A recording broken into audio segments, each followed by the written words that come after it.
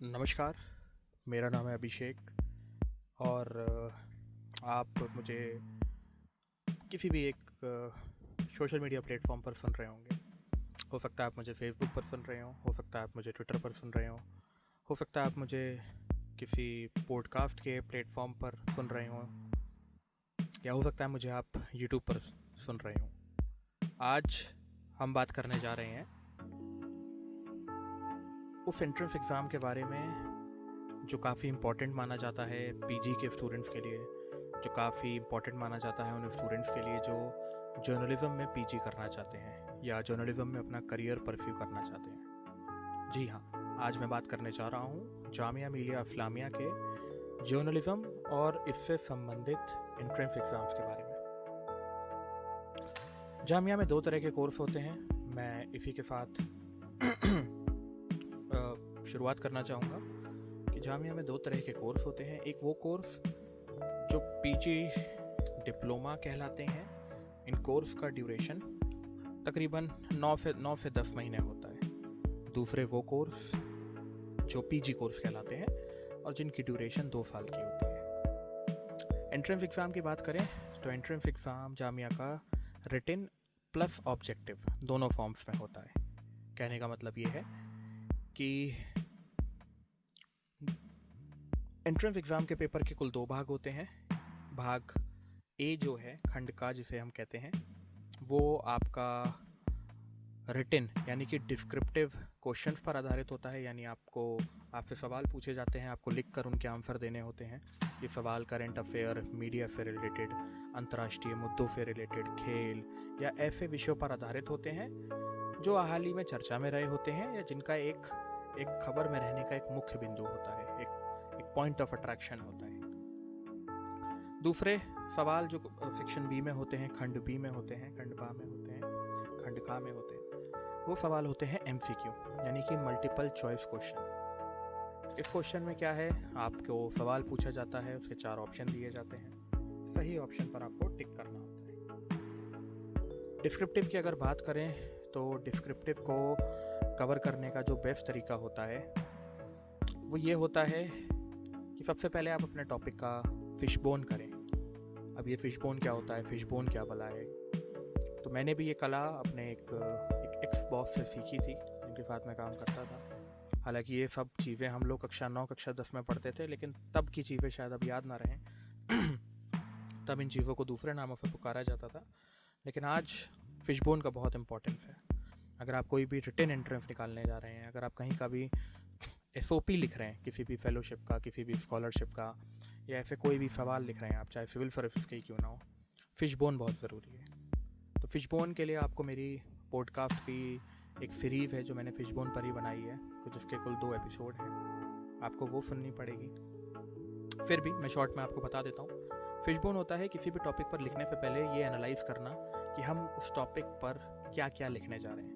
अक्सर ये देखा जाता है कि जब भी हमें कोई टॉपिक दिया जाता है, अगर हम उसकी प्लानिंग और प्लॉटिंग नहीं करते हैं, अनऑर्गेनाइज तरीके से उसको लिखने जाते हैं, तो या तो हम ज़्यादा लिख देते हैं या हम बिल्कुल कम लिख देते हैं। हम टू द पॉइंट कभी नहीं लिखते, और हम ये भूल जाते हैं कि हम जर्नलिज्म का एंट्रेंस एग्ज़ाम लिख रहे हैं। जामिया जो प्रेस्टीजियस कॉलेज है, हम मैगी नहीं बना रहे हैं। यानी कि अगर हम बिल्कुल बैलेंस्ड अप्रोच के साथ आंसर नहीं देंगे तो हमारा सिलेक्शन नहीं होगा।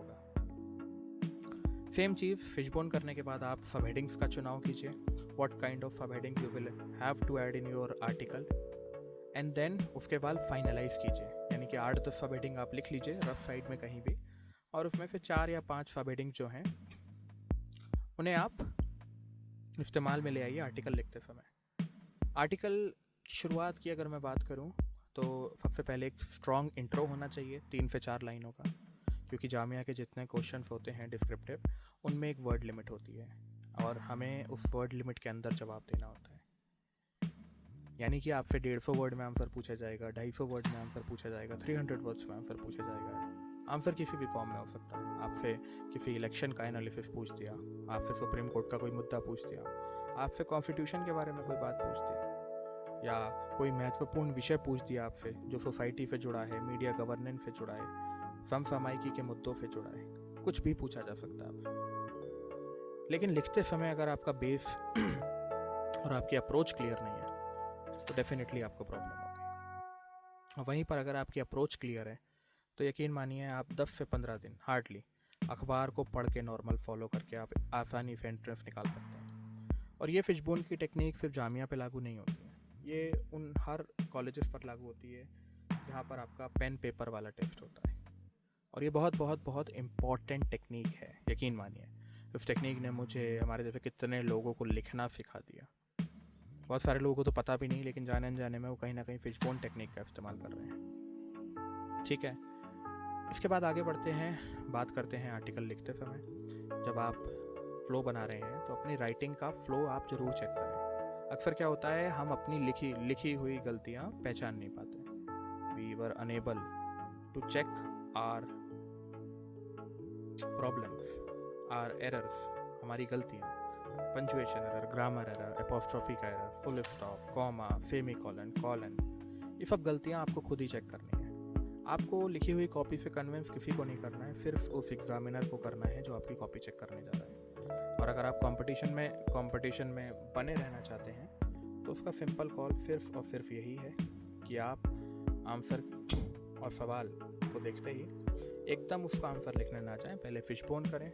फिशबोन करने के बाद आप पूरा फोकस इसी चीज़ पर रखें कि आपको कौन कौन से सब हेडिंग्स डालने हैं।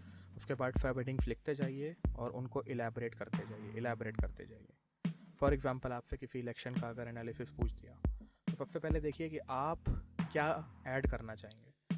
हो सकता है मेरा पॉइंट ऑफ व्यू अलग तरीके से हो आर्टिकल लिखने का, आपका पॉइंट ऑफ व्यू अलग हो सकता है। जितने नंबर ऑफ एप्लीकेंट है सबके पॉइंट ऑफ व्यू अलग अलग हो सकते हैं, लेकिन फिर भी उस पर्टिकुलर केस में you will have to figure it out आपको क्या मेंशन करना है, आप कौन कौन से मुद्दों पर बात करेंगे। क्या आप करंट सिनेरियो पर बात करेंगे, क्या आप किसी और मुद्दे पर बात करेंगे, क्या आप महिला वोटर्स की संख्या पर बात करेंगे, क्या आप ये बात करेंगे कि उस चुनाव में जो पुराने चुनाव का एनालिसिस था वो किस तरह से प्रभावी रहा, क्या फैक्टर्स रहे इस बार के चुनाव में, किन मुद्दों पर चुनाव लड़ा, क्या था मैनिफेस्टो के बिंदु, राज्य के कितने प्रतिशत लोगों ने वोट करा। तो there might be so many factors but you will have to figure it out. Sub headings कैसे बनेंगे, जब आप उस टॉपिक को पढ़ेंगे एक गोला बनाइए, उसके चारों तरफ एरो बनाइए, एक सर्किल के चारों तरफ जब आप एरो ड्रॉ करेंगे तो आप एक एक सब हेडिंग लिखते हुए चलेंगे। और जब आप सब हेडिंग लिख लेंगे देन उसमें से जो भी बेस्ट सब हेडिंग आपको लगे उसका इस्तेमाल कीजिए। फिशबोन को आप इस तरह से और समझ सकते हैं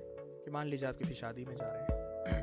अब शादी में तो आप नॉर्मल कपड़े पहन के जाते नहीं हैं, आप पार्टी वेयर पहन के जाते हैं, आप वेल ड्रेस्ड अप होके जाते हैं, ग्रूम्ड होके जाते हैं, बाल काट कर जाते हैं, मुंह धोकर जाते हैं। क्यों जाते हैं? The main reason behind it because you wanted to look good, आप अच्छा दिखना चाहते हैं। तो जब शादी जैसे फंक्शन के लिए आप इतना प्रिपेयर हो रहे हैं, इतना सोच रहे हैं, तो थिंक अबाउट इट, ये आपके फ्यूचर का सवाल है। और वो लोग जो कहते हैं कि one piece of paper will not जज योर फ्यूचर, तो मुझे ऐसा लगता है कि अगर आप प्रिपरेशन कायदे से नहीं करते हैं और आंसर ठीक से नहीं लिखते हैं कॉपी में, तो दैट सिंगल पेपर विल जज योर फ्यूचर। वो तय करेगा कि आप उस पर्टिकुलर ईयर में उस पर्टिकुलर एंट्रेंस एग्ज़ाम को पास करके उस पर्टिकुलर यूनिवर्सिटी के पर्टिकुलर कोर्स में अंदर जा रहे हैं या नहीं जा रहे हैं। So this is very very important. Answer लिखने के बाद आपकी अगली लड़ाई जो होती है वो होती है लिखे हुए आंसर को चेक करना। उसके लिए आपको पेन टू लाइन टेक्निक का इस्तेमाल करना पड़ता है। पेन टू लाइन टेक्निक क्या बवाल है? तो बेसिकली इसके लिए भी आपको एक पॉडकास्ट का जो सीरीज़ का पार्ट 2 है फिशबोन और पेन टू लाइन, वो आपको सुनना पड़ेगा। फ़िलहाल के लिए पॉडकास्ट में इतना ही। अगर आप सच में प्रिपरेशन कर रहे हैं या इससे रिलेटेड कोई भी गाइडेंस चाहते हैं, या आपको कुछ समझ में नहीं आ रहा है कि प्रिपरेशन कहाँ से करें, आपको SOP लिखना नहीं आ रहा है, आपको फेलोशिप्स के फॉर्म भरने नहीं आ रहे हैं, तो आप नीचे लिंक दिया हुआ है डिस्क्रिप्शन में, आप उस पर क्लिक करके either you can join the Telegram channel और you can connect on WhatsApp groups बने हुए हैं। There are so many groups, there are so many students who are following fishbone technique, क्योंकि मैंने भी ये टेक्निक कहीं से सीखी है, तब मैं आप तक ला पा रहा हूँ। और यकीन मानिए इस टेक्निक का इस्तेमाल मैं अपने हर आर्टिकल में करता हूँ। ये टेक्निक बहुत बहुत बहुत सुपर सॉलिड है, इवन आधे से ज़्यादा लोगों को पता भी नहीं होता कि they are using this technique. So I am grateful to my ex-boss, I am thankful to my ex-boss, and I am thankful to myself too, क्योंकि उसने सिखाया तो काफ़ी सारे लोगों को था, लेकिन सवाल वही है कि कितने लोगों ने उस विधा को, जो कला उन्होंने सिखाई, उसको बरकरार रखा। तो कहीं ना कहीं ये हमारे अच्छे कर्म होते हैं। और आई एम श्योर अगर आप ये वीडियो या ऑडियो या टेक्स्ट फॉर्मेट में कहीं भी आप सुन रहे हैं तो लाइक, शेयर और कमेंट तो मैं नहीं मान रहा हूँ आपसे, बट एटलीस्ट फिशबोन एनालिसिस, जब भी आप कोई रिटेन का एग्ज़ाम देने जा रहे हैं, जहाँ पर आपको लिखना है, डिस्क्रिप्टिव पेपर देने जा रहे हैं, वहाँ पर फिशबोन का पालन ज़रूर करें। जैसे फ़िश का डायग्राम हम लोग बचपन में पढ़ते थे ना, कि एक फ़िश है, उसका ये टेल है, उसका ये माउथ है, ये आई है, ये बॉडी स्ट्रक्चर है, ये विंग है। तो बिल्कुल उसी तरह से हम आर्टिकल को एक फ़िश मान लें और उसके बोन्स का एनालिसिस करते हैं, तब जाके ये फिश बोन एनालिसिस कहलाता है। खैर, क्रोनोलॉजी पर मैं नहीं आऊँगा, to be honest. Chronology like just कि भैया अपना टाइम वेस्ट कर रहा हूँ मैं, और पॉडकास्ट के थ्रू भी मैं आप लोगों को बोर नहीं करना चाहता। बट आई विश कि आप लोग स्ट्रैटेजी का पालन करेंगे, और ज़्यादा जानकारी के लिए लिंक नीचे सारे डिस्क्रिप्शन में दिए हुए हैं, आप उन्हें आसानी से ज्वाइन कर सकते हैं। सो अगर आप यहाँ तक आए और आपने पूरा सुना तो उसके लिए थैंक यू वेरी मच। अपने छोटे भाई बंधु, बड़े भाई बंधुओं को ज़रूर सिखाएं, और जिससे हम लोगों ने सक्सेस पाई है थोड़ी बहुत भी, आई होप फिशबोन से आपको भी काफ़ी हेल्पफुल हो, काफ़ी हेल्प होगी, और आप भी अपना आर्टिकल काफ़ी बेहतरी के साथ लिख सकते हैं। तब तक के लिए धन्यवाद। जय हिंद।